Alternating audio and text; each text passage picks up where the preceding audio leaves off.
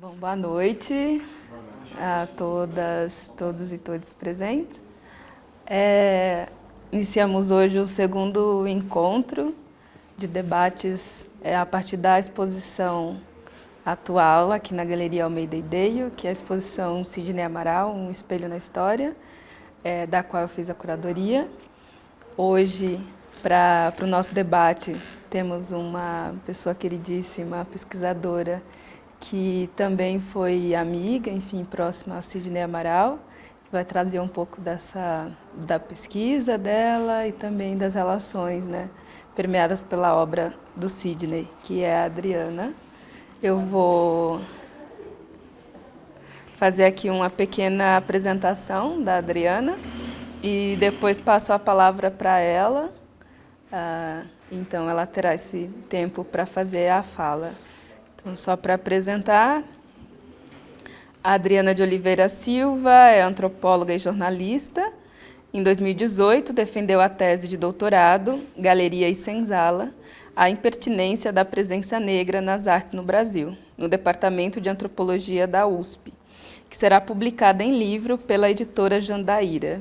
Também é autora de Caminhos do Divino, Festa e Cultura Popular, em São Luís do Paraitinga, e Lagoinha, pela Melhoramentos, em 2013. É diretora do documentário Sem Folia Nós Não Fica, pelo LISA, USP e Antares, em 2014. E é coorganizadora do livro Bexiga em Artes e Ofícios, pelo CPC e EDUSP, em 2014. É pesquisadora da Na Pedra, Núcleo de Antropologia da Performance e do Drama da USP. Então, damos as boas-vindas à Adriana e agora passo a fala para você. Olá. Obrigada. Boa noite. É uma emoção muito grande estar aqui, né, vendo essa exposição que a Luciara fez a curadoria, mas a gente está tão acostumado a fazer curadorias com tanta precariedade, para dizer o português claro, que vê o empenho dessa galeria, né, em fazer uma curadoria com uma equipe grande, né, com projeto expográfico, com educativo, né, com tudo muito bem planejado e muito bem feito. É uma honra e espero que essa seja uma iniciativa de longa duração, né? Porque é um respeito à obra do Sidney Amaral, né? Que é um artista da maior competência possível, e a gente já viu exposições deles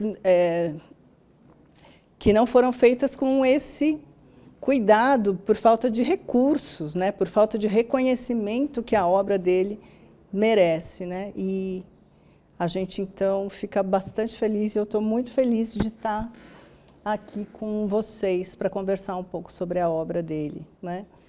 Eu coloquei o nome dessa fala, dessa conversa com vocês, Negritude e Ironia, né, na obra de Sidney Amaral, e eu vou por aí, né? Eu quero conversar com vocês, vai ter artistas falando também sobre o Sidney Amaral, então eu vou... pensei numa conversa um pouco mais, talvez conceitual, né? De pensar a ironia como uma técnica de arte também. Então, é isso que eu vou apresentar para vocês. No começo, eu vou liderar essa conversa junto com a Luciara, né? Mas, no final, eu vou querer a participação de vocês, vou querer trocar um pouquinho de lugar com vocês, que vocês digam o que vocês veem na obra do Sidney Amaral. Eu escolhi algumas coisas que a gente vai colocar aqui nessa televisão, mas a gente está na galeria, que está com uma exposição dele. Se vocês lembrarem de outros exemplos, né, vocês podem ficar à vontade para colocar esses exemplos, né? Eu organizei a fala assim, mas eu não me desorganizo se vocês quiserem falar no meio da fala. Não é preciso esperar que eu fale tudo que eu tenho que falar para vocês fazerem comentários, tá? Então, não é porque eu estou aqui, a Luciara está aqui, que a gente fala e vocês escutam, né? Vocês podem até, porque a gente está bem pertinho, né, e não é tanta gente, a gente pode fazer mesmo dialogado, né? Então, eu agradeço eu não acho que eu não falei o nome das duas galerias, né? A Almeida Dale e a OA Galeria, né, pelo convite. Eu agradeço também um curador que é muito importante, o Claudinei da Silva, né, por me apresentar ao Sidney Amaral. Agradeço o Alexandre Bispo por ter me indicado de estar aqui também. Agradeço a Luciara, que foi uma pessoa fundamental durante a pesquisa de doutorado, porque ela me apresentou também curadores, e a Luciara, ela me ensinou uma coisa muito interessante, né? Assim, que a gente, pensando no que é ser artista afro-brasileiro, no que é ser no que é batalhar por uma negritude, por uma arte afro-brasileira, pensar que a gente precisa mesmo fazer esse movimento e se assumir como negro, assumir a raça, apesar de a gente ter aprendido, principalmente a minha geração, né? Eu estou com 51 anos, tudo que a gente aprendeu foi dizer que a gente não era negro, era, no limite, se passar por branco, né, para conseguir a ascensão social, né, que é justamente o que a Neuza dos Santos Souza, naquele livro fundamental, Tornar-se Negro, fala, né? E a Luciara, de uma outra geração, bem mais jovem do que eu, ela me falou a seguinte fala, né? Estou na Espanha, quero aprender essa cultura ocidental e também não quero deixar de lado a minha cultura negra, mas eu quero sim, faço questão de aprender, bem aprendida essa história da arte ocidental, né? Porque não se trata de a gente se desvencilhar do que a gente aprende em termos do Ocidente. Trata-se de a gente usar o que a gente aprende dessa arte eurocentrada a favor de uma arte afro-brasileira ou atlântica, né? Então, ela fala isso, né? Então, é como se a gente tivesse... Todo mundo diz que, por sermos negros, somos menos, mas não, na verdade, sabemos mais, porque a gente tem que se educar numa arte ocidental e a gente tem que manter as nossas tradições. Então, não é que a gente sabe menos, a gente precisa, inclusive para sobreviver profissionalmente, né, a gente precisa saber mais. Então, a gente estuda mais, a gente tem que estudar mais regimes de conhecimento, né? Então, agradeço a Luciara, porque ela falou isso pensando na experiência dela. Fico emocionada se lembrar isso. Na Espanha, né? Porque é uma coisa que fala, é isso mesmo, né? Porque eu adoro a filosofia ocidental, por exemplo. Então, não se trata de deixar de lado, né? Mas fazer essa filosofia ocidental falar das coisas que a gente precisa falar, né? Então, é interpelar de uma forma tensa, forte, mas a gente não precisa jogar fora. Exato. Né? Eu acho que vale a pena também comentar, né, que essa conversa que a gente teve foi lá em 2019, né, num contexto em que a gente via ali um crescimento da presença de artistas afro-brasileiros e curadores negros dentro dos espaços institucionais de São Paulo, no pós-Histórias Afroatlânticas, né?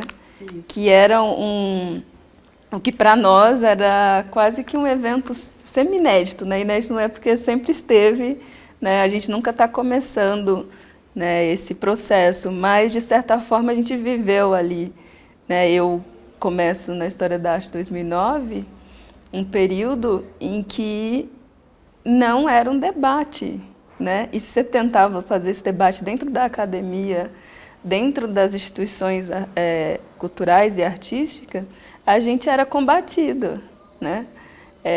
Ou aceita ou sai daqui, ou vira o problema, né? Você é um problema, então, óbvio, ninguém te quer, enfim. E realmente, assim, acho que foi uma habilidade que criamos de conseguir, mesmo com esse combate, conseguir penetrar, mostrar a nossa capacidade, tanto de absorver, né, o que é posto como centralidade no discurso artístico, dominar isso, mostrar essa capacidade e ainda dar o drible para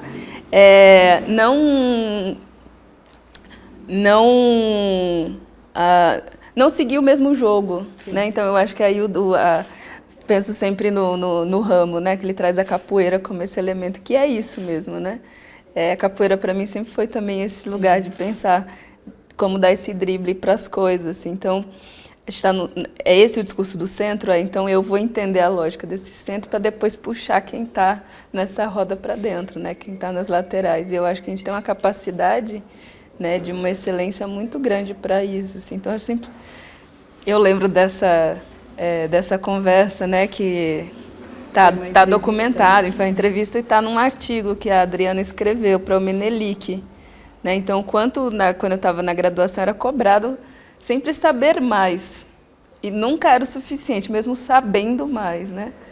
É isso. E o Sidney mostra isso, né? O quanto o Sidney, acho que o Sidney é um reflexo disso, né?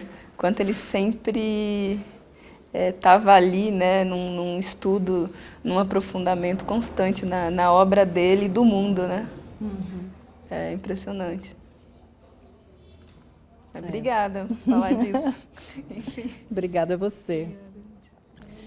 Bom, é sabido e essa exposição é exemplar em mostrar que o Sidney Amaral é um mestre da técnica, né? Qualquer técnica, ele fazia o que ele queria, né? Tanto no desenho, quanto na pintura, no óleo, na aquarela, na escultura, em bronze, em mármore, né? E também no título das obras, né? A gente não pode se esquecer que dar títulos irônicos, né, era uma característica do Sidney. Ele também gostava de brincar com a palavra, né? Eu lembro do Claudinei muito bravo, assim, numa exposição, quando colocaram as obras na parede e não colocaram o título das obras, né? O galerista simplesmente falou, não, mas é bom as pessoas pensarem sem o título, né? Pode ser, mas a gente ter a opção de decidir isso é importante, né? E a gente vai ver que os títulos para o Sidney são importantes, né?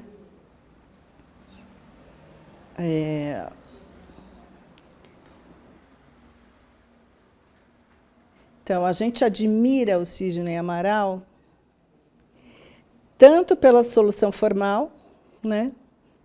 Tanto pelo que ele faz a gente imaginar a partir das obras dele, né? Uma coisa que que talvez seja menos comentada, e que é o que eu vou focar aqui, é que o Sidney Amaral repudiava a violência, né? Ele repudiava a violência, mas ele tinha plena consciência de que, por ser um homem negro, ele sim estava sujeito à violência, mas o que deixava ele mais incomodado é que ele se vê como uma pessoa violenta, né? E ele vai tratar disso tanto numa violência numa esfera pública, mas principalmente na esfera do cotidiano, né? Ele fez muitas obras pensando em pequenas violências do cotidiano, né?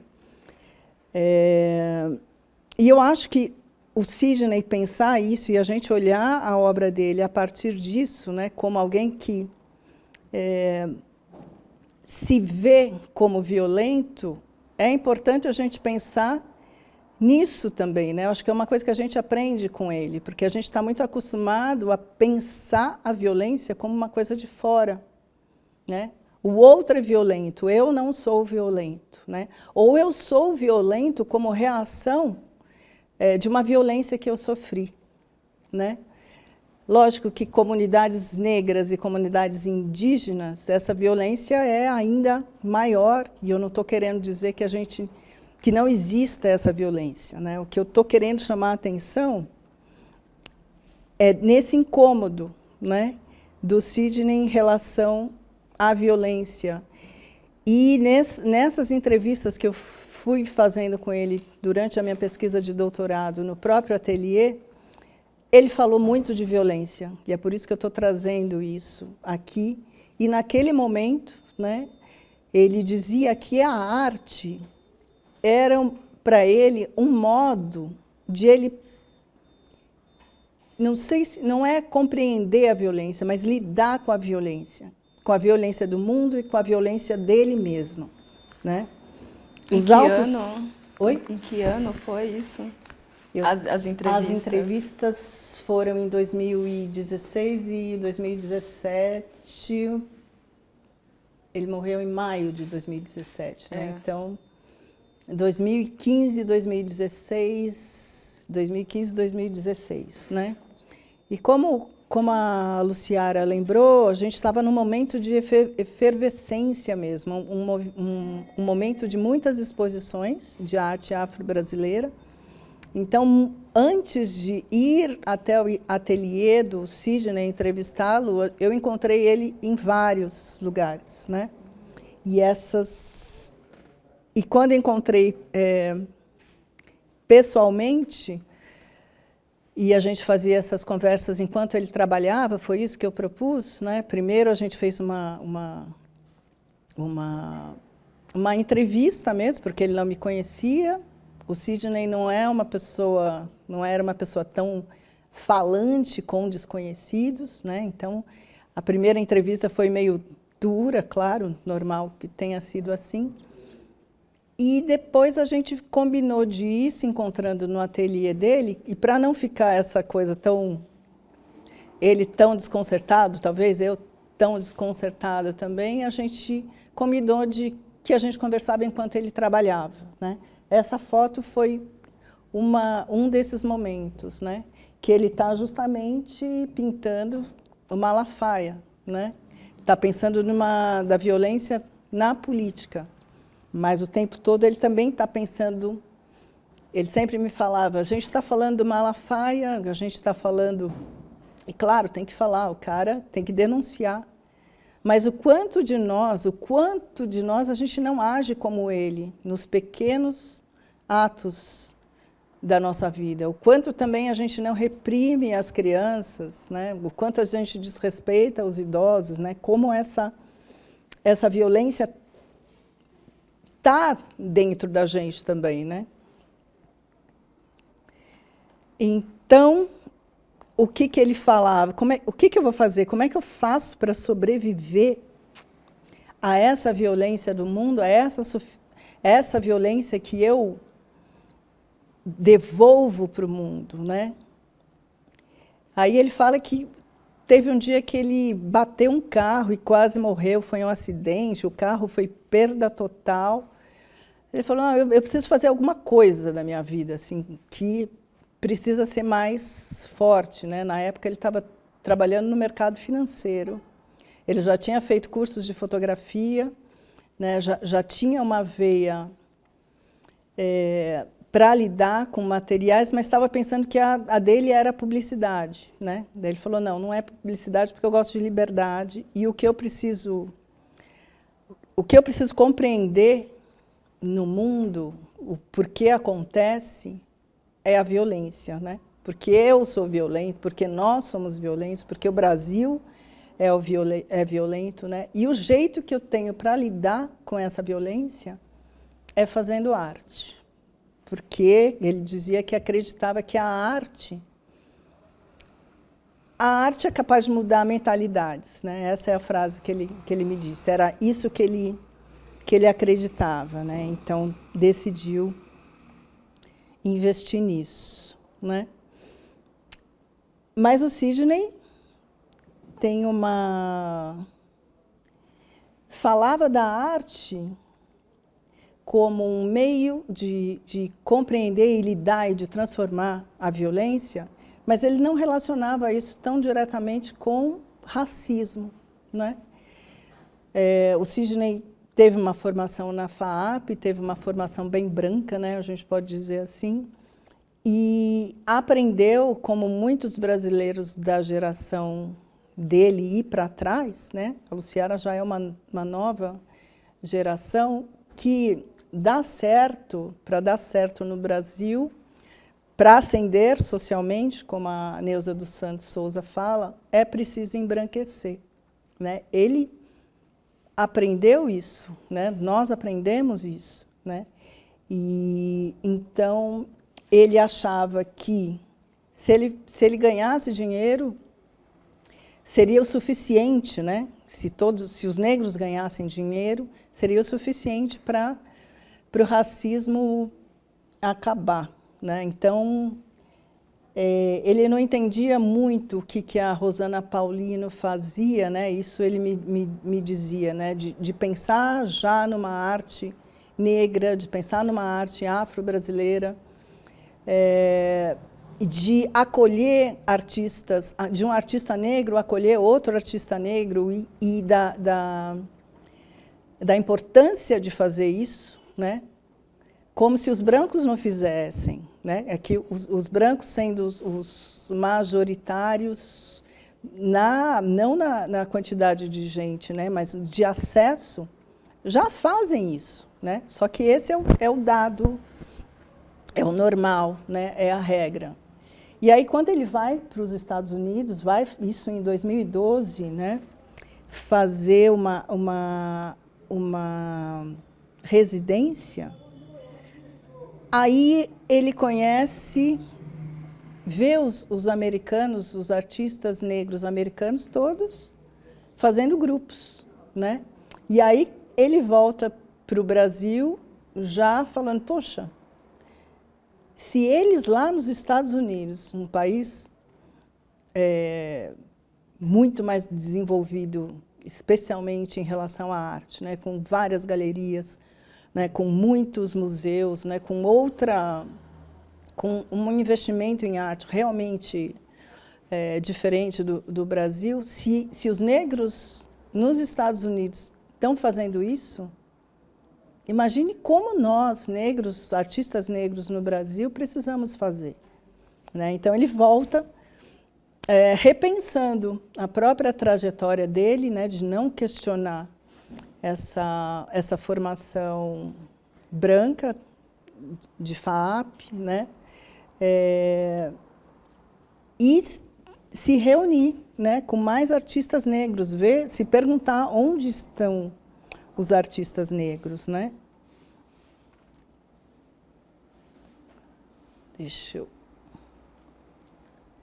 Então, entrando propriamente na proposição, então, o que eu quero dizer com isso, né? Com essa coisa do Sidney Amaral? Vocês podem até achar contraditório, mas eu vou dizer o seguinte.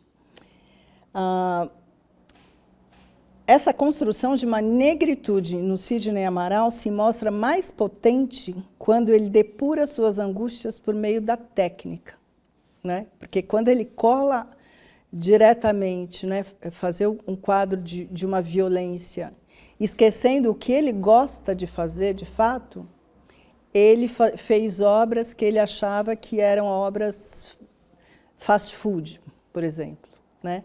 Você tomar consciência de uma negritude não é responder rapidamente e fazer um tema, uma imagem imediatamente ligada com negritude, né?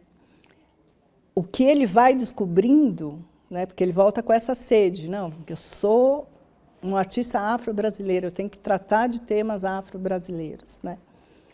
E fez muitas obras que ele não gostou, né, porque fez querendo responder muito rapidamente essa lacuna, né, que é nossa, que aprendeu a ser artista, aprendeu a ser respeitado se passando por branco, né? Então, ele viveu essa angústia, né? Mas a técnica, né, no sentido grego de tekne, ou seja, o domínio da arte, né, o domínio técnico da arte, o domínio... Opa! Estou apertando errado aqui. Estou achando que é o meu computador. Aqui. O domínio de tekne, né? No sentido grego, que é o domínio de fazer a arte, né? A atividade do artesão, que está reunida com o domínio da arte de imaginar, que a gente pode pensar como a atividade do filósofo, estão juntas, né?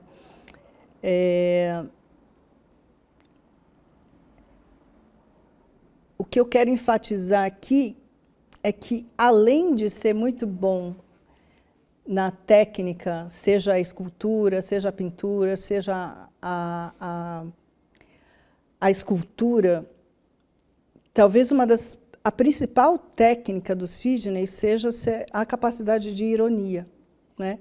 Porque ele vai fazer ironia com o material que ele escolhe, vai fazer ironia com os títulos que ele escolhe, com os temas que ele escolhe, né? Então, quando ele faz isso e consegue abordar as questões humanas e questões da negritude com essa ironia, né, eu acho,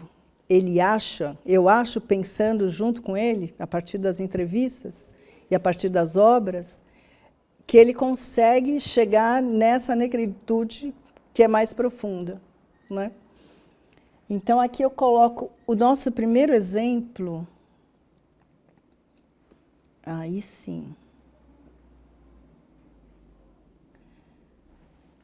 De uma obra que é uma obra que a gente pode pensar, né, como uma obra que, sim, ele está pensando neste homem negro que ele é, mas de uma forma bastante técnica, assim, né? O que a gente vê aí? É uma aquarela, lápis sobre papel, que a gente vai dizer... eu não falei uma definição de ironia, né? O que é ironia, né? Como é que a gente pode pensar em ironia? Ironia é justamente você dizer uma coisa querendo significar outra, né? Então, você faz uma brincadeira, você faz você diz o oposto daquilo que você quer dizer, né? Então, a gente pode pensar, em vez de falar corte de justiça, né, a gente pode falar corte de vingança, né? Isso é uma ironia, né? A gente significar o contrário daquilo que a gente disse, né? E o Sidney era mestre nisso, né? Nessa obra, por exemplo, o que a gente está vendo aí? A gente está vendo um homem negro segurando um trono, né? Então, uma primeira ironia é que ele pega esse sentido irônico do nosso cotidiano e chama a privada de trono, né? Essa privada, que é um trono, está servindo do quê? Está no lugar estranho também, é mais uma coisa irônica, né? Porque ela está servindo o quê? De coroa para um homem negro, né? E como é que é o nome dessa obra? Ela tem um nome comprido, né? É o Trono do Rei, ou a história do sanitarismo no Brasil, né? Então, a gente vê como o título é importante. A gente pode entender um monte de coisa sem ler, sem saber o título. Mas é importante a gente ler o título, porque aí a gente vê que dimensões, para que dimensões ele quer que a gente pense, né? Sanitarismo, está aí o vaso sanitário. Está aí o trono do rei, né? Esse trono, que é essa privada. Então, ele vai fazendo várias torções, vários deslocamentos para dizer, para fazer a gente pensar, né? Por que um negro está carregando uma privada? Por que o trono do rei está sobre a cabeça de um homem negro? O trono do rei, que é a privada, né? É um lugar de poder. O que faz um rei que tem como trono uma privada? O que exala de lá, né? E se a gente também leva a sério esse título, História do Sanitarismo no Brasil, o que é o sanitarismo, né? Medidas de conservação da saúde pública, especialmente saneamento básico, coleta de lixo, né? E como é que vive a população negra nesse país? Quem está sem acesso ao saneamento básico no Brasil, né?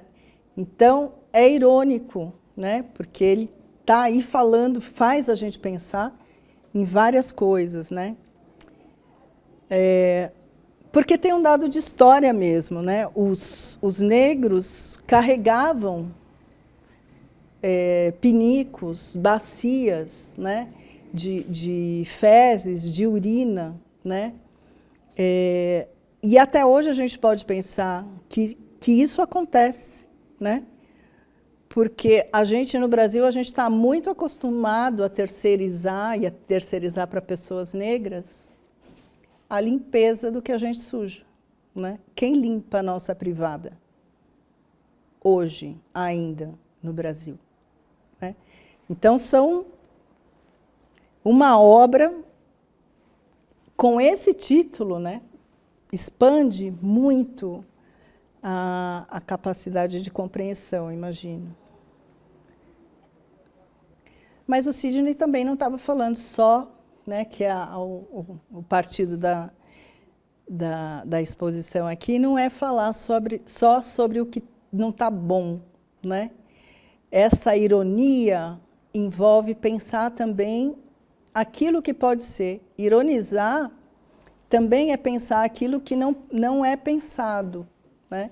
É partir para o novo, é pensar em outros caminhos, né? Que rei sou eu, né? A gente pode dizer que ali também era um rei esquisito, né? Um rei que não escolheu que coroa quer pôr, né? Que foi uma coroa imposta. Mas aqui o Sidney está pensando que rei sou eu. Aí, esse personagem, né, que não é exatamente o Sidney, é ele e não é, né? É uma ficção de Sidney. Ele pensava outras alternativas para coroar cabeças negras, né? Então, é um homem de olhos fechados, a cabeça pendida para frente, meditativa, tranquila, o rosto com cortes paralelos, né? A escarificação é uma técnica de produzir corpos muito comuns em algumas culturas africanas, então ele também já estava buscando outras referências, né?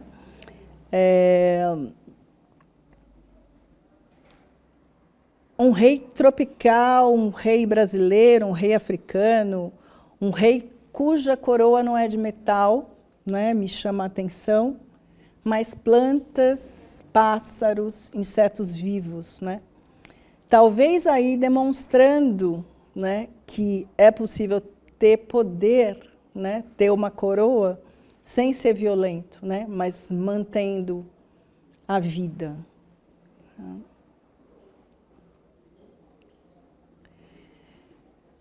também se pergunta, essas obras são de 2014, desculpa, né? Onde estão as minhas raízes? Também faz parte desse debate mais atual sobre negritude, atual do Brasil, né?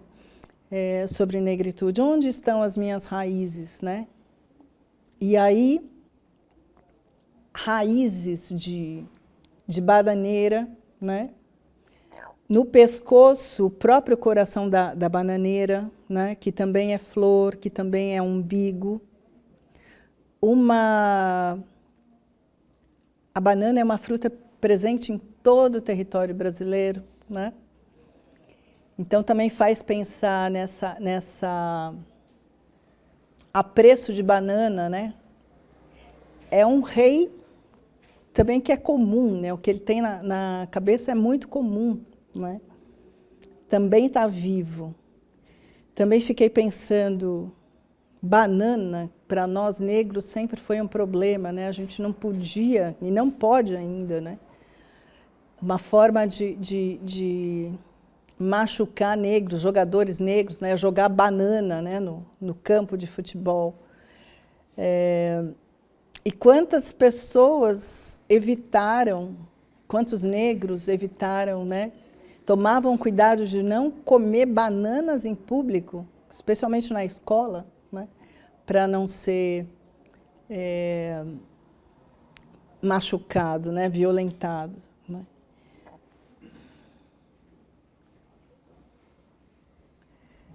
Então, a ironia é uma inconsistência, uma contradição, né? Entre o que é dito e o que é visto. Daí a ironia poder ser compreendida como um deslocamento, um distanciamento cognitivo do mundo, tal como ele é ou parece ser, né?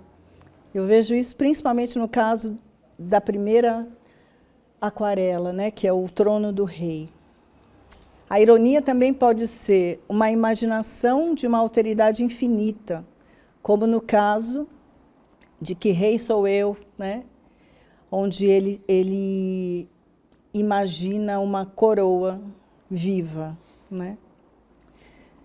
Nietzsche falava da imaginação irônica como uma reavaliação de todos os valores e aconselha a prática contínua, se a gente quiser avançar em termos da liberdade. Tudo bem? Até aqui tranquilo? Tá ótimo. Tá lindo. Estou fazendo várias anotações.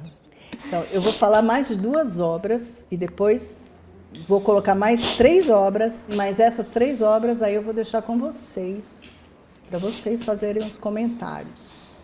Tá bom? Uma coisa que eu fiquei pensando também no caso da bananeira, né, que ele não traz a banana, o fruto, né, mas ele recorre à planta e olha investiga essa planta, né, ele vai destrinchando, assim, então você vê que em algumas obras né, a folha da bananeira viram asas, a folha ela tá mais erguida, outras ela tá caída, né, então tem ali também, acho que a forma como ele apresenta joga um sentimento também de leitura para esse elemento, né, para a folha. E o coração, né, que ele faz realmente esse jogo com o coração humano e como ele trabalha também. O coração, eu acho que isso é um elemento incrível do Sidney, que insistir, né, no objeto, enfim, no desejo, enfim, no que ele quer trazer, e elaborando isso de diversas maneiras, né? Você vê como ele vai, o coração aparece de várias formas, né? Ele vai ali também entendendo o jogo do elemento, né? Do objeto, assim. Eu acho, isso também parece uma certa ironia, né? Assim, essa experimentação constante. Ele tinha uma coisa maníaca, né? Ele desenhava todos os dias. Né? Desenhava todos os dias. Né? No mínimo um desenho. Né? E ele dizia que se ele não fizesse isso, ele enlouquecia. Né? Então, realmente era uma transmutação das próprias angústias, né? Então, e esse coração que é umbigo também, né? A gente chama essa parte Então, ele estava estudando esses sentidos africanos também, né? Porque enterrar o umbigo tem toda uma simbologia, né? Pessoas no Brasil até hoje enterram umbigos, é uma coisa muito importante, né? Então, como é que é essa ligação, né? Onde estão as nossas origens? E vai buscar isso estudando mitologia africana, estudando, se aproximando, estava começando, né? O Sidney estava começando a frequentar terreiro de candomblé, né? Ele que é de uma família bastante católica, ele que casou, fez questão de casar na igreja católica, estava procurando, não como forma específica de religiosidade, mas de compreensão, né? Então, estava fazendo essas pesquisas muito seriamente mesmo. Bom, aí o Dourado, né? Eu fiquei muito feliz de ver o livro, né? O livro da exposição Dourado, porque realmente era uma paixão do Sidney, o Dourado, né? Ele adorava o Klimt, ele fala que o Dourado começou com o Klimt pela admiração dele, né? Mas diz que nele e no Klimt, o Dourado também traz a gente, capta a gente, né? Olha isso. O barato do Sidney era colocar o dourado nos objetos cotidianos, né? Então, aqui a gente vê chinelo havaiana, garfos e facas, colheres. Porque ele também era muito ligado em mitologia, né? Antes de ver uma África ou de ver uma mitologia africana, ele era muito ligado em mitos, né? Então, algumas obras dele vão falar sobre mitologia, né? E ele era fascinado, né, por Midas, né? Essa história da mitologia grega, que justamente um rei pede para que tudo que ele toque vire ouro, né? E o Sidney era fascinado por essa história, porque era uma forma de ironia, né? Tudo que a gente transforma em ouro é bom, porque a gente pode vender, a gente pode... Mas o Sidney tem pães, né? O que a gente faz com o pão que é de ouro, né? Porque a gente precisa comer, né? Então, não adianta a gente querer transformar tudo em ouro, porque tem coisas que... Um alimento sendo ouro... Você não come ouro, né? Então, essa era uma coisa que ele gostava muito também. Mas o ouro é o esplendor também, né? Aquilo que prende o nosso olhar. Ele também estava atrás disso, né? Mas com uma perversão. Ele gostava muito dessa palavra também. Era uma palavra... Ironia, perversão e violência eram palavras que ele repetia muito. E ele falava, tem aí o dourado, né? É uma boneca, né? Mas tem aí uma perversão. E aí também ele se inspira na obra do Farnese, né? Com essas bonecas, com pedaços de bonecas, né? Para construir a obra. E essa aí, qual que é a estranheza? Ela está com o ventre vazio, né? Então, a gente olha para ela, mas ela causa uma certa estranheza, né? Um ventre oco. Que eu quis aqui trazer para a gente pensar juntos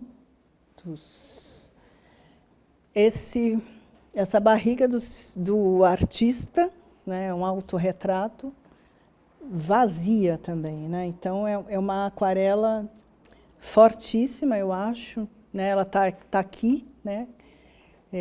Dá para a gente ver ela de pertinho, que ela é mais...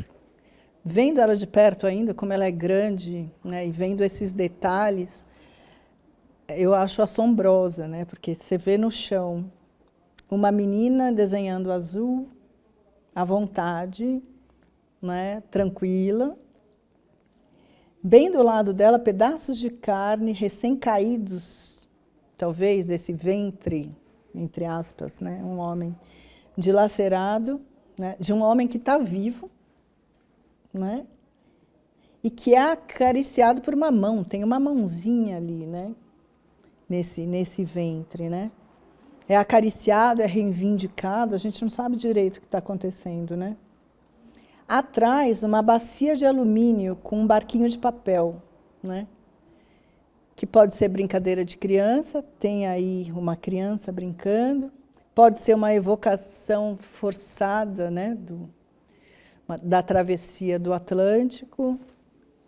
Então, essa obra me parece falar de várias coisas, assim, né, de ancestralidade, né, e de dores que podem ser transgeracionais, né. O nome dessa obra é Dor Fantasma, né, e tem ele e tem a filha, a gente sabe que é a filha, né, é a Lisieux, né. Então, qual é a ironia aí, né? Um homem vivo com uma ferida imensa, que é do fantasma, que é do ancestral, que é dele mesmo e que pode ser transferida para a geração seguinte, se a gente não fizer nada para nomear essa dor, para transmutar essa dor, para transformar a violência em algo que alimente a vida, né?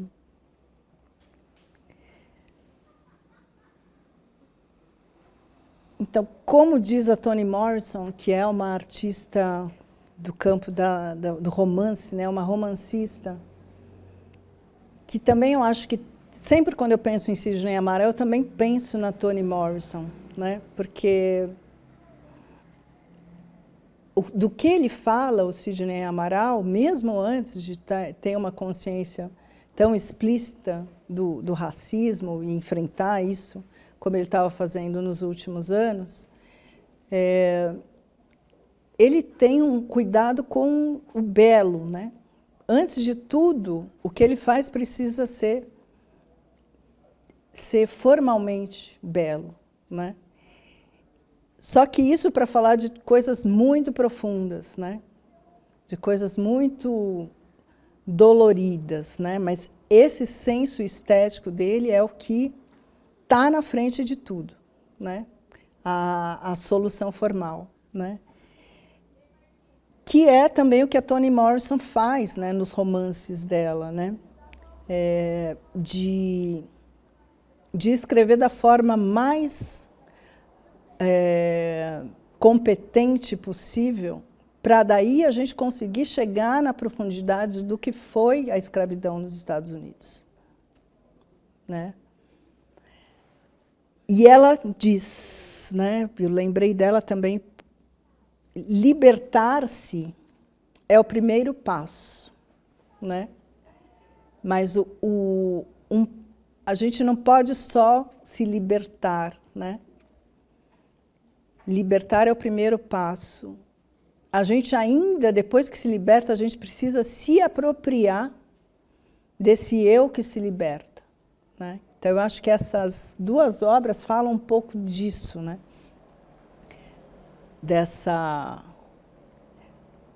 De se saber ferido, né? Mas o que a gente faz com isso?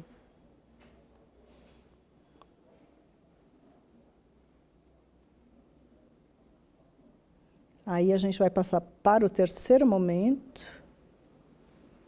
Gargalheira, instrumento de tortura, instrumento de humilhação. Um colar de ferro que tolhe o ar, o movimento, a liberdade e a dignidade. O Sidney estava pirado em gargalheiras, né? Eu trouxe aqui 3 tipos de gargalheiras, que aí eu não vou comentar, eu vou abrir para vocês comentarem o que vocês veem nesses... Temos uma na exposição também. Temos uma na exposição. Para comentar. Né? E elas trazem objetos muito diferentes, né? Quem quer falar? Por que será? Qual que foi a ironia, né? qual que é a coisa que está fora do lugar aí, né? Eu até trouxe uma gargalheira real, entre aspas, né? E olha o que o Sidney coloca nessa gargalheira, né? Gargalheira, ou quem falará por nós?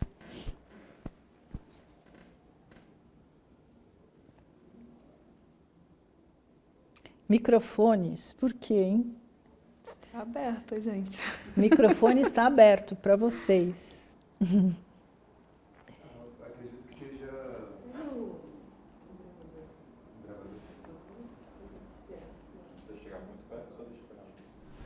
seja... me chamo Caio, prazer. Enfim, satisfação de estar aqui. Eu acredito que seja alguma relação com a visão do negro do que seria essa diáspora, né, de formas de ascensão social que vem muito pelo viés da música, né, dessa situação do negro estar sempre associado à música, à canção ou a cantores, enfim, a uma certa indústria do entretenimento pelo viés da música, né, talvez. Acredito que ele esteja dialogando com isso, assim. Um ponto também que eu trazendo um pouco do trabalho dele e essa ironia também é pensar que acabou sendo uma visão que eu tive agora, assim, que eu já passei pela exposição algumas vezes, e essa forma que ele traz de uma pintura que, de certa forma, não está acabada. Essa coisa dele, para mim, é um estranhamento por não ser algo comum na pintura. Primeiro porque ele trabalha com aquarela, isso já não é uma coisa muito comum. A forma, né? Enfim, geralmente os pintores trabalham muito com óleo sobre tela e tal, essa questão do mercado, dos dogmas também da pintura, mas ele utilizar a aquarela de uma forma muito, tecnicamente perfeita, assim, que também é uma coisa que é um certo medo para todos os pintores, porque a aquarela é muito difícil. E essa pintura inacabada também, né? Que é uma coisa que eu queria entender também, que de certa forma é uma ironia para mim, pensando de tudo que você falou, enfim, todo esse diálogo dele. Mais uma pessoa. Obrigada, Carlos. Olá. Eu acho que nessa obra, para mim... Você precisa chegar um pouquinho mais... Aqui? O gravador mais próximo da sua assim? boca. Ficou bom? Melhor.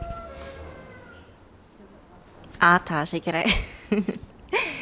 Para mim, o interessante é essa figura, que é esse Sidney, e ao mesmo tempo não é. E ele está distante do microfone. Há um distanciamento dessa voz. Ainda que ele seja voltado para eles, voltado para essa pessoa, ele é distante. Porque aí a voz não fica tão perto, ela não fica tão ressoante. Ela se torna afastada.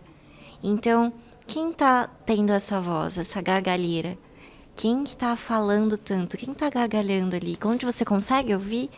Não, é um pouco isso você consegue ouvir numa coisa tão distante? E, ao mesmo tempo, a boca dele está fechada. Ele não fala nada. Ele está altivo ali, sério, com essa voz. É isso. Obrigada, Cecília. Boa noite, tudo bom? Aquela primeira obra que você mostrou da barriga, ela me chamou tanta atenção que eu nem estou conseguindo focar tanto nessa. Sim. Porque eu tinha visto ela lá embaixo já, do vão da barriga, e eu fiquei bem impactado, assim, depois que você contou. Pode falar dela, se você quiser. O que eu pensei sobre aquela obra é algo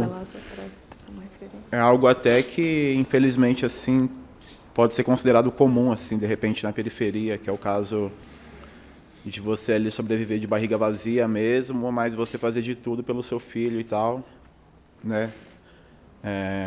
Eu acho que muitas pessoas, né, periféricas passaram por momentos de talvez um pai, uma mãe, né, de família, de repente ver ali a felicidade do filho, mas por dentro ele está com fome, ter tirado um pouco de si mesmo ali, né, algo acho que é dar a importância total para o filho e você ficar ali em último plano ali mesmo. Foi o que eu pensei. E nessa obra, né, dos microfones, dessa que estavam agora, o que me chamou a atenção foi esses 2 microfones aí na parte de trás, né, da nuca, né. Eu fiquei com uma impressão de tanto faz, tanto fez, assim, tipo, não tem importância assim o que você está falando no caso, tipo, não tem nem questão de estar apontado assim para a direção da boca dele. Então, se de repente ele fosse pronunciar, para mim, tipo, tanto faz, tanto fez ali o que ele falar. Tipo, é como se entrasse por um ouvido e saísse pelo outro, assim. Então, esse posicionamento do microfone de trás me chamou muita atenção, assim. Qual que é seu nome? Trompaz. Oi? É Rodrigo, mas meu nome artístico é Trompaz. Trompaz. Obrigada. Oi, eu sou Diana. Diana. Me chamou a atenção também os microfones, porque eles são de várias épocas, né? Isso acaba trazendo uma ideia de que um tempo acontece ali, né? Como se ele fosse uma condensação de muito tempo, né? Do fundo ali à esquerda parece ser meio década de 40, 50. E aí isso me faz pensar que o rosto dele também possa trazer algo como um cansaço, uma exaustão, mas não desistência. Talvez alguma mudança na estratégia, a maneira como ele está lidando com esse impulso de falar e esse bloqueio de falar, e essa ideia também que você mencionou, né, de que o microfone está distante, então você ouve lá longe, a pessoa tem que berrar, enfim. Me traz muito uma ideia de tempo e de algo que mudou, né? Ele agora não está falando, mas talvez, será que antes ele falava? Será que ele tentou, né? Então, isso me vem à mente também, no tempo passando. Quando você fala da música, lembra um pouco essa questão também da linguagem, da história oral, que é algo muito, muito rente à cultura afro. E eu fiquei pensando nisso também. Enfim. Alguém? Eu também tive uma leve impressão que parece que ao mesmo tempo que essa coleira que ele usa, não só como para ser um suporte, né, mas parece que ela transmite alguma coisa que ele quer falar, mas que ele não consegue, por mais que ele tenha todos os microfones, né, ao redor dele. Parece que isso não sai dele, fica trancado. E também, em contrapartida, dá para pensar que tudo que ele vai falar vai acabar crucificando ele, né? Acho que talvez por ser algo que tenha mais peso, acho que por sair dele, às vezes as pessoas não vão dar ouvidos e talvez vão acabar crucificando de uma certa forma. Sim. Qual que é o seu nome? Me chamo Renan. Renan? Obrigada. Eu gostei muito do que você falou, porque quando eu iniciei assim de forma mais intensa meus trabalhos, né, artísticos, eu gostei muito de utilizar o preto e branco, né, nas minhas obras. E era justamente para remeter a algo que é antigo mesmo, né, desde a era do preto e branco. E quando você falou aquela ideia dos microfones ali, né, de várias gerações, eu lembrei da minha obra na época, na hora, assim, porque é algo que eu bati muito nessa tecla, né, durante muito tempo, dos microfones. E quando você também falou da boca fechada dele, né, eu me vi muito nisso aí, porque parece que a nossa vida é uma vida de realmente ficar dando entrevista ali o tempo todo, né? A gente tem que ficar ali ensinando as pessoas o tempo todo e tem que ficar o tempo todo. Então, né, eu carrego várias características ali que me fazem o tempo todo ter que ficar explicando. Então, eu me vi muito assim depois que você falou isso, né, dele estar com a boca fechada, porque recentemente eu até passei por uma situação que eu também já não aguentava muito mais assim falar, né? Porque eu fiz os meus dreads em 2007, né? Eles eram bem maiores, assim, eu cortei alguns na pandemia, assim, que eu tive alguns surtos, assim. Mas eu tava trocando uma ideia com um amigo, assim, super inteligente lá, o cara, tava me dando uma aula, assim, de história lá, formado em história não sei do que e tal, e tava super interessante o assunto. E, de repente, uma senhora, assim, que eu nunca tinha visto, assim, na vida, assim, né? Uma senhora branca, assim, ela... Não sei o que passou da cabeça dela, que ela se sentiu na obrigação, assim, de não perguntar nem o meu nome, nem o que eu fazia, nem nada, e já ir diretamente falando do meu cabelo, perguntando se não pesava muito, ou se pesava, etc e tal. E eu lembro que eu já estava num limite tão assim, que eu falei, pra mim eu não estou importando se está pesando, se tem uma história por trás, e essa história por trás é muito mais importante para mim, eu estou pagando o preço por isso, assim, para carregar essa raiz, essa história. Então essa boca fechada dele parece que é um cansaço, assim, de que não adianta mais falar, assim. Tipo, ele já não aguenta mais, ele sempre bater nas mesmas perguntas ali, na mesma tecla ali. Então eu me vejo muito nessa posição, depois que você falou também.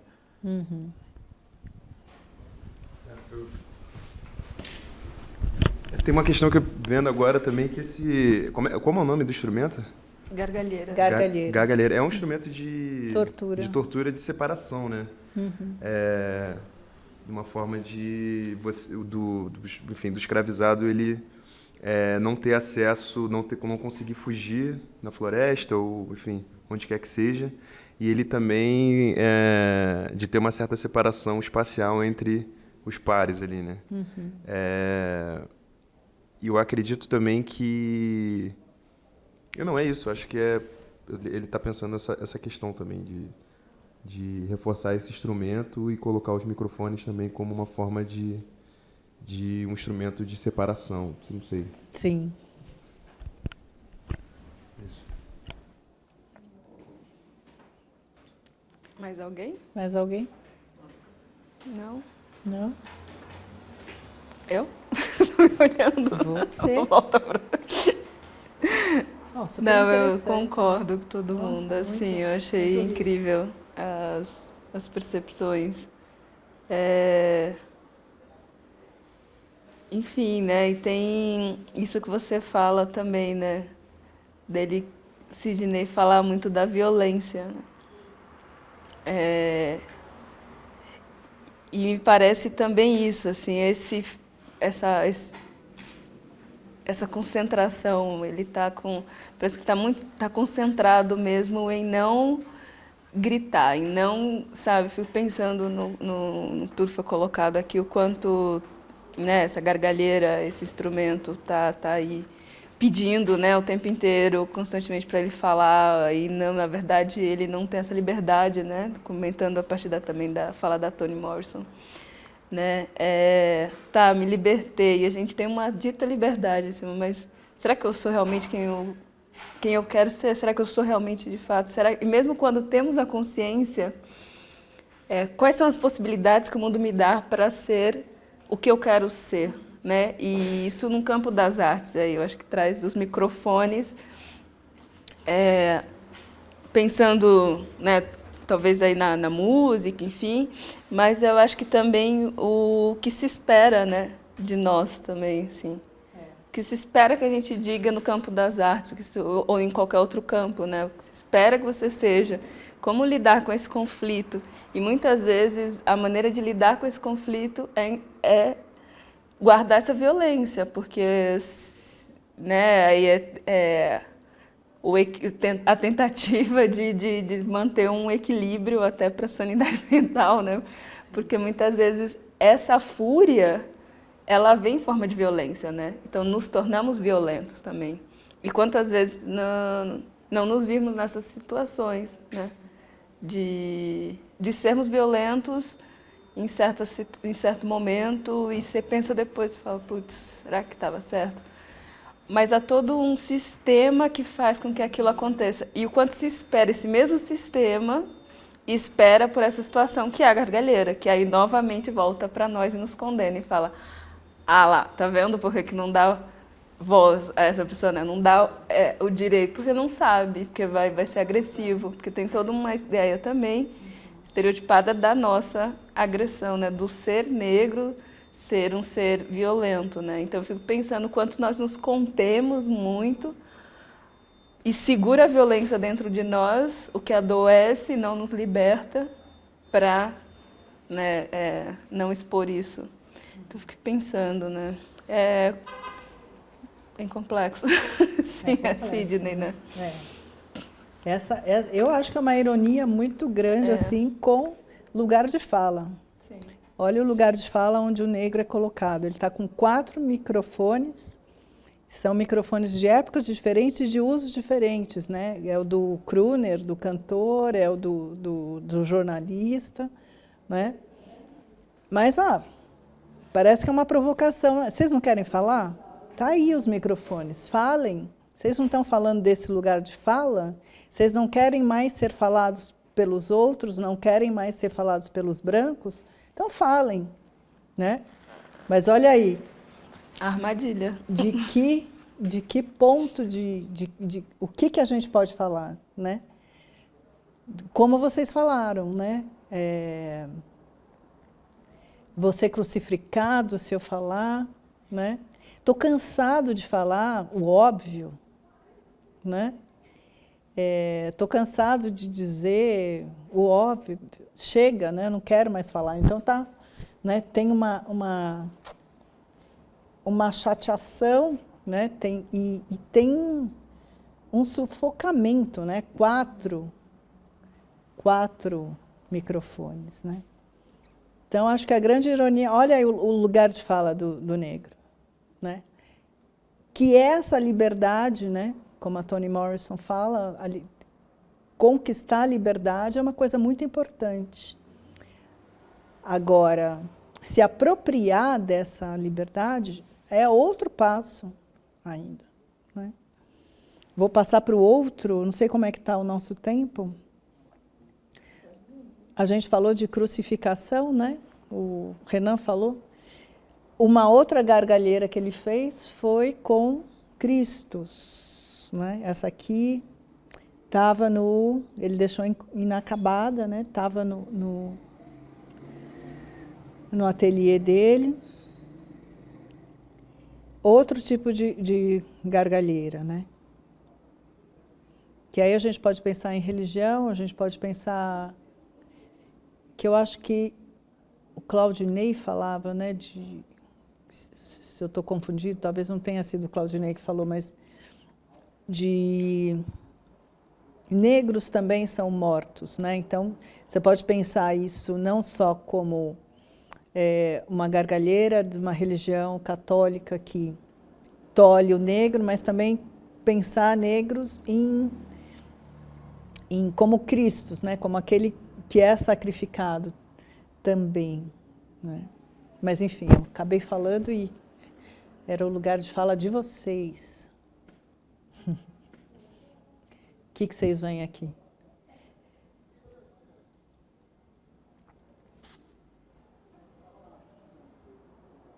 Também está bravo o Sidney. O personagem, né? Não o Sidney.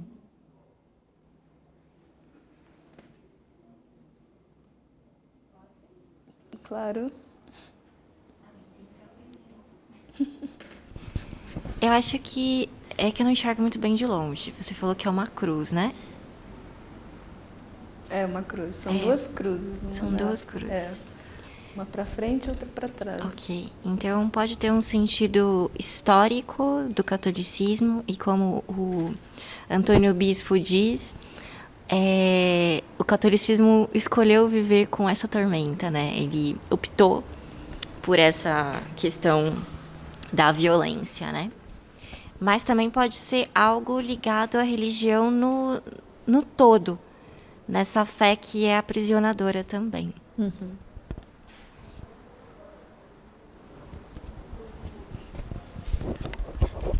E também de primeira mão, né? As religiões europeias nunca permitiram a inserção do negro no meio deles, né? Uhum. Então, o negro sempre teve a sua parte enraizada na religião, mas sempre teve essa exclusão, querendo ou não, né? Por mais que os tempos modernos falem assim, no fundo acaba saindo da boca para fora, porque isso está enraizado nessas religiões mais tradicionais, de brancos, né? Falando dessa forma. Sim, uma supressão, né, da religiosidade original, né? Alguém? Bom, achei interessante o cadeado, né, que acho que justifica esse aprisionamento, né, dentro do catolicismo, talvez, de alguma religião que não seja de matriz africana, no caso, né? Eu acho que é algo mais antigo mesmo, né? Acho que ele deixou esse cadeado justamente por estar preso, né, nesse universo assim que já é de muito tempo atrás. E né, acho que também mostra um contentamento, assim, talvez a face, né, os braços cruzados, assim, de repente, de talvez ter se contentado com uma situação que não é das mais agradáveis, mas de acordo com como o sistema funciona, né, no caso, né, talvez pode ser que aconteça com bastante pessoas, né, nessa situação. Não sei, acho que é algo que ele se contentou, assim, tipo, tá preso, né? Tipo, já não tem meio que para onde fugir, assim.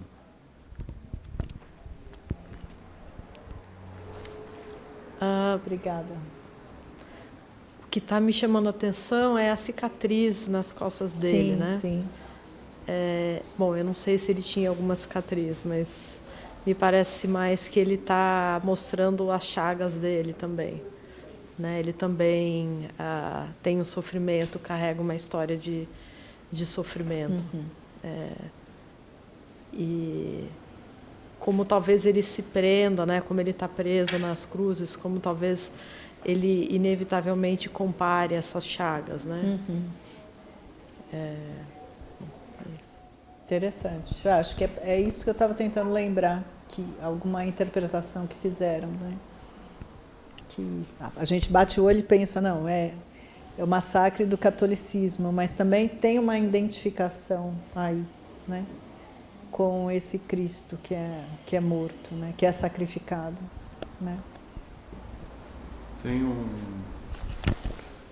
Tem um rapper, né, aqui de São Paulo, que chama Amiri, que ele tem uma música que ele está num momento assim de extrema revolta, né? Que ele já está cansado ali de várias coisas que estão acontecendo, e uma pessoa tenta falar para ele assim, calma, né, o Salmo diz ali. Eu vi muito isso aí também, né, de repente você ali carregar ali com você ali que o Salmo diz, que o Salmo tem isso, mas você ali carregar todas as feridas, né? Então é aquele velho discurso, né, que a gente está presenciando até atualmente, né, de Deus, né, o Deus que então eu vi muito assim esse trecho da música dele, que apesar de todas as feridas, né, de apanhar, ainda eles vão ter a razão, e que o Deus deles ali a gente tem que carregar e tal. E eu lembrei muito assim do trecho dessa música também. Interessante. Vou passar para a última, então. Eu pensei muito Pensei no terço também, né? Num terço. Que se carrega no pescoço. E esse lugar simbólico de carregar a cruz próximo ao lugar da fala também, né? Sim. Da voz, assim. E de deixar sempre visível, né? Aqui, então, carrega esse terço aqui, né? Próximo ao coração também, então... Acho que é simbólico também essa região do corpo, né? Então, acho que como a religião, né? Acho que alguém falou também, o catolicismo, né? Eu acho que tem várias vertentes, aí a gente pode pensar, enfim. Mas enquanto dogma religioso, né? Enquanto instituição religiosa, aprovou a escravidão, né?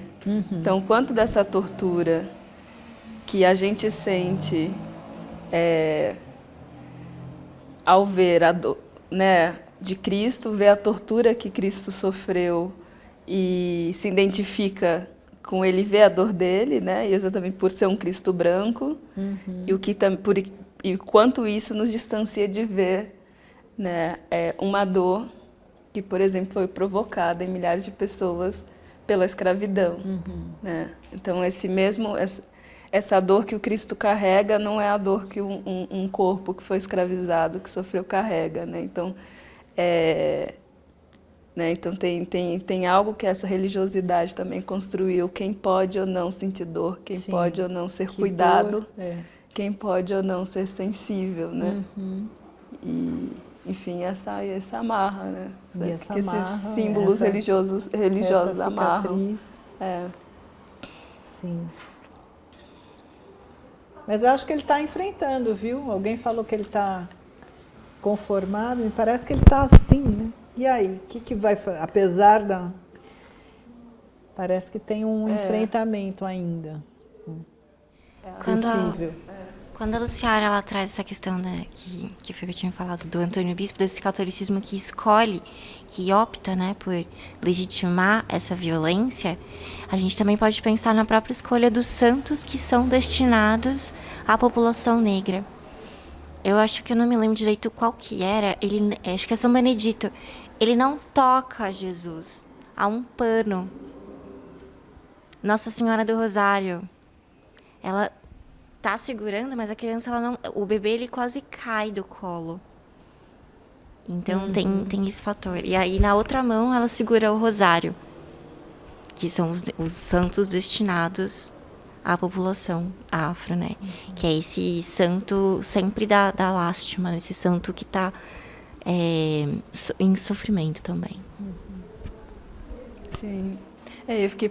Agora começa a pensar várias coisas. Não, mas eu lembrei agora também, né, que as igrejas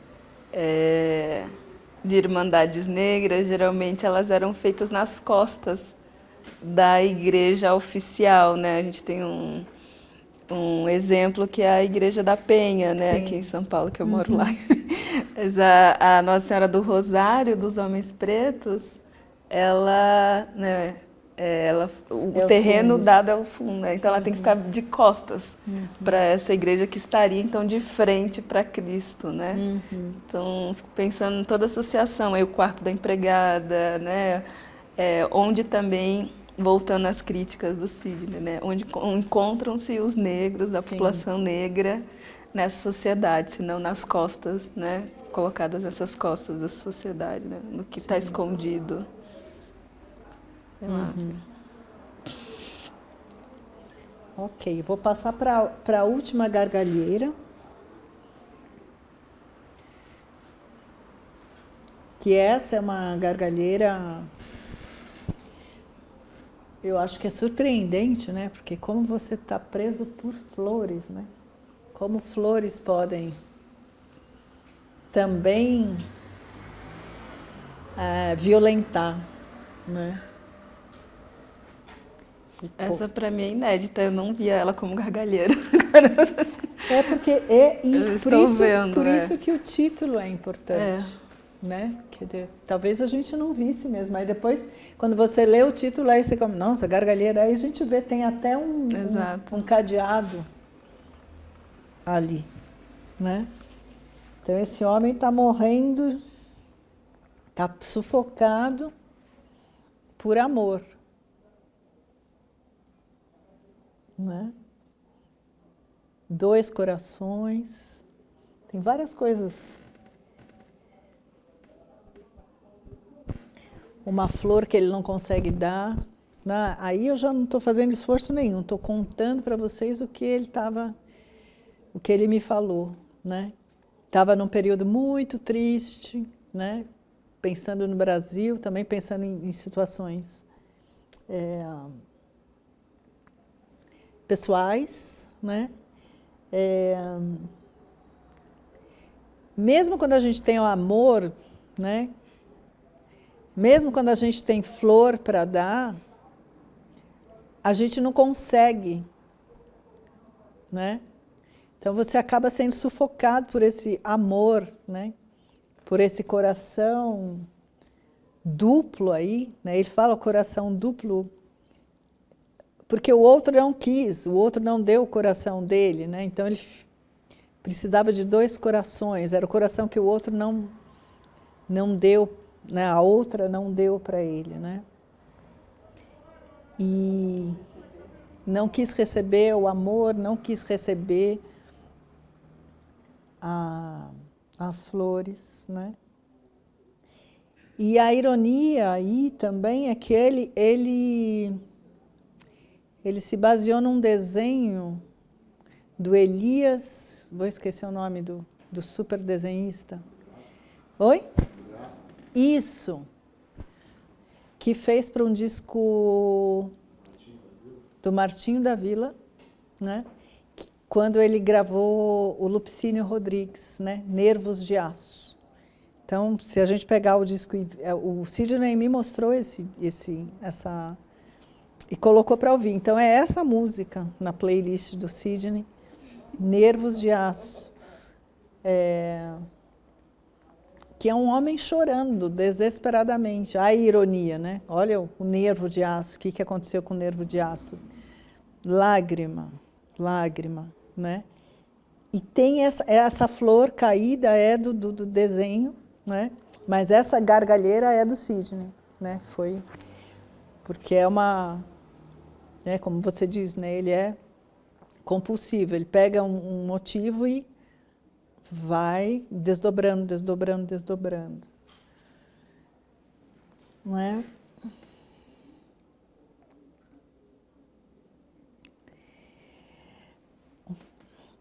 Segundo um filósofo, hoje eu estou com os norte-americanos na cabeça, né? O Richard Hort, a ironia é o imenso trabalho de construir uma relação com o outro a partir de sentimentos que são comuns à maioria das pessoas, né? O desejo de ser feliz e o desejo de afastar o sofrimento. Hort defende que o maior sofrimento humano é ser humilhado. Talvez seja isso, né, ele diz, que distingua o sofrimento humano do sofrimento dos outros seres. A possibilidade não só de ser arrancado do seu solo, dos seus parentes, de ser mutilado, de ser morto, mas ainda ser humilhado, né?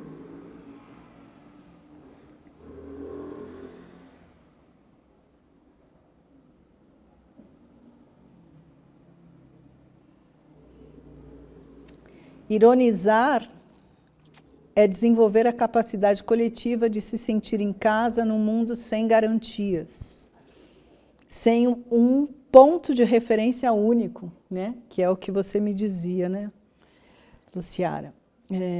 Nem uma verdade transcendental. Isso significa assumir que podemos transformar esquemas culturais e sociais opressores. Quando consideramos várias alternativas, praticamos um distanciamento do mundo como ele é, do mundo como ele está. Ironizar é ver o mundo como uma ficção, né? E é por isso que o Sidney confiava na arte, confiava que ele pudesse se salvar fazendo arte, né? E salvar o mundo, né? Ele tinha, sim, uma pretensão de mudar o pensamento das pessoas, né? Ironizar, ver o mundo como ficção, fazer arte, é considerar possibilidades ilimitadas de criar pessoas e modos de vida. Ironizar é uma habilidade, é uma técnica, uma techné, para que a gente possa se libertar de toda a segurança, de todo o condomínio, como fala o Christian Dunker, psicanalista, que nos asfixie, né? Daí, acho que a gente pode pensar com Sidney Amaral, ironia como uma figura de linguagem, como uma técnica de arte, como uma técnica de imaginação profundamente antirracista e antifascista, né?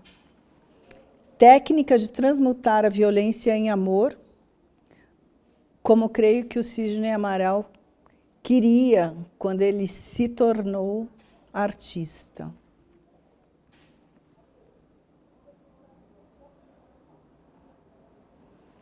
Aí eu termino aqui, mas se houver tempo a gente pode continuar. Obrigada. Obrigada. Obrigada, amor. Amor.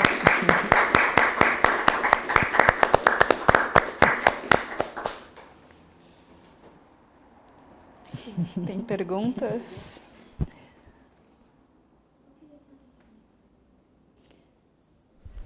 Isa. Meu nome é Isa.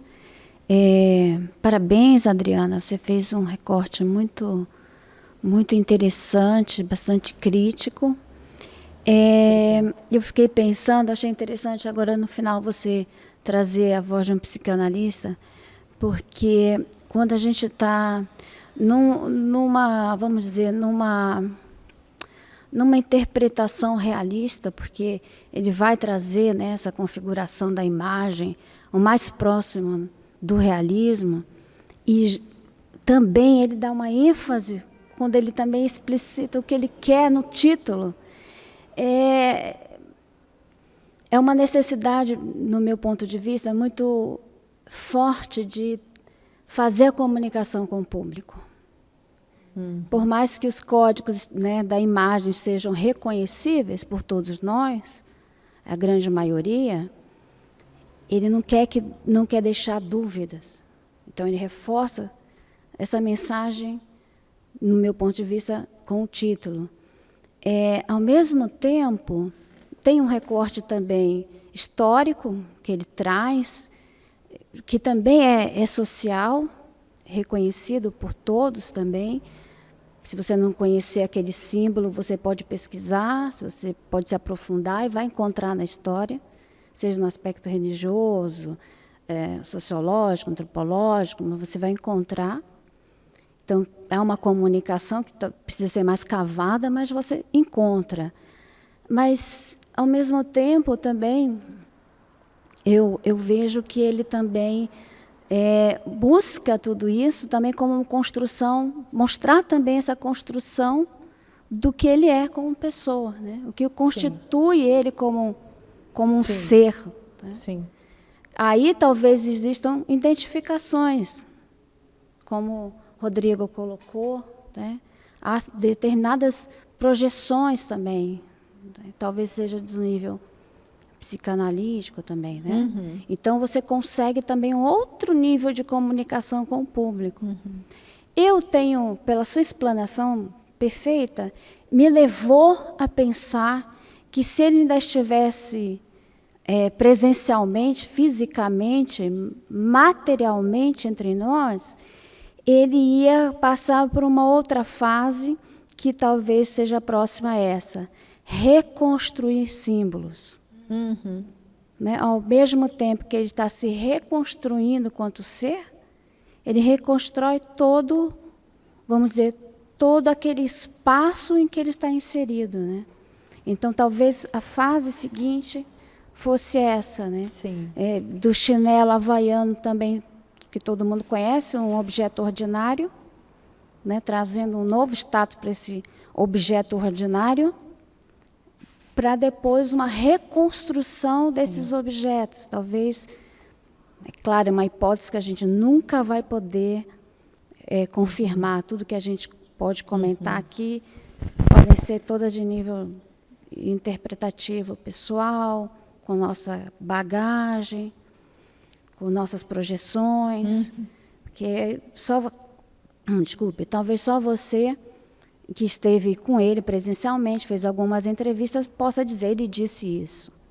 Trazer realmente a fala dele. Né? Fora isso, a gente só pode especular. Então, eu especulo que, diante do percurso que você trouxe aqui para a gente, porque a obra dele é grande, né? A gente pode ver uma trajetória grande aqui com a expografia, a curadoria da Luciara. Eu acho que eu tive um olhar bastante ampliado nessa exposição, já tinha visto trabalhos dele em outros lugares, mas recortes menores. Né?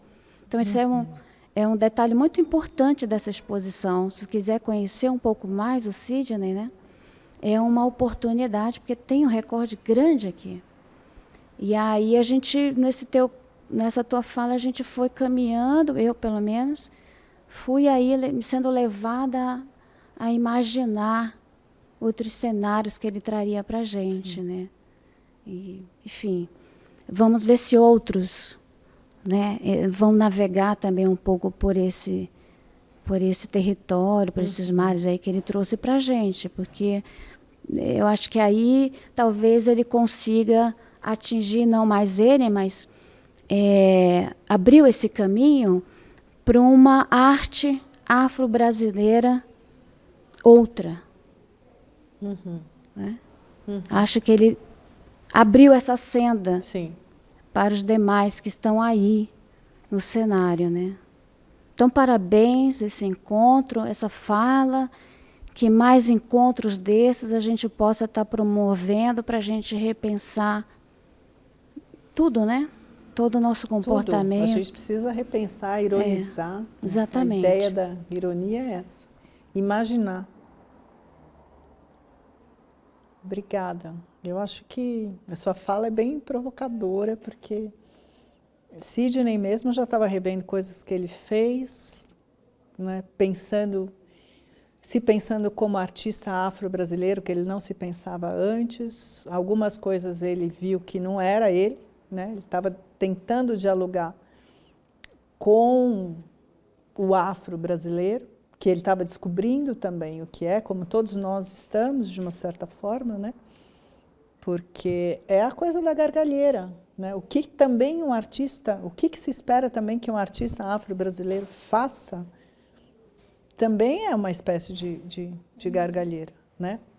Um artista que não se coloca de um ponto de vista racializado, supostamente pode fazer qualquer tipo de arte, né? Agora, o que se espera de um artista afro-brasileiro, né? E por que ele evitou esse tempo inteiro, né, de se pensar como um artista afro-brasileiro, né? E só quando vai para os Estados Unidos dá cai a ficha, né, como ele diz, por causa disso, porque ele quer ser livre, ele quer fazer o que ele quiser, né? Então, como é que a gente conquista essa liberdade ao mesmo tempo que a gente se torna negro? É a questão para ele e é a questão para nós, não só negros, mas capaz de estar no lugar do outro também, porque a gente pode ser várias coisas, mas aí chega diante do outro e fala, não, mas eu não pensei que a arte afro-brasileira fosse isso. Né? Não, mas se é artista afro-brasileiro, tinha que estar fazendo tal coisa, não outra. Né? Ah, não, ou se é artista negro, então não vale nada. Né? Então, essa ironia, né, é também construção de alteridade, né? Construção de várias artes afro-brasileiras, né? Possibilidades, abrir a imaginação, abrir a possibilidade de conquistar de fato essa liberdade, mas não do jeito que o Sidney e eu, vários brasileiros, aprenderam a construir uma liberdade, então se torne branca, né? Se torne branco, passe por branco, né? Se tornar branco a gente nunca vai se tornar, essa que é a ironia trágica, né? Que a gente não vai se tornar, mas tem essa promessa que se vai se tornar, e quando a gente se torna, se alguém consegue, algum negro consegue se tornar branco, é mutilação. É mutilação, né? Então, é uma questão mesmo, né? Se a gente se afirma, então está se afirmando, então você está se reduzindo, você está colocando um recorte específico, né? Se você também não se afirma, né? Não, então já superei essas questões, eu já me libertei, eu faço o que eu quiser, eu não preciso dizer que sou afro-brasileira, eu não preciso nem me dizer negro, né? Também tem custos, né? E o que você traz, Isa, de o que ele estaria fazendo é amadurecer essas questões, né? Eu preciso fazer uma mãe preta do jeito que ele fez, né? Eu preciso retratar uma mãe que defende um filho da polícia. Ele pode fazer isso, mas se ele quiser, né? Não ser obrigado a fazer porque tem que parecer uma obra de temática afro-brasileira. Qual que é a temática do afro-brasileiro? Né? Mas isso são construções, né? Isso vai e volta, né? Algumas obras ele se arrepende, não, isso é fast food, isso não sou eu, isso eu fiz porque o curador X me contratou para fazer, eu tinha um mês para fazer e eu fiz, mas não é isso. Né? A gente também, né? A gente quer participar, a gente quer participar do mercado, a gente quer participar das exposições, a gente quer ser chamado. E o quanto a gente também se trai quando faz isso, né? Quando tenta participar, quando tenta ser aceito, né? Então, complexidades, né? Complexidades. E o artista não deixa de ser o profissional, né? Também, assim, também é um profissional que precisa... Trabalha. Né? Que trabalha, que precisa vender os trabalhos, que precisa viver da arte. Né? Obrigada, gente. Obrigada.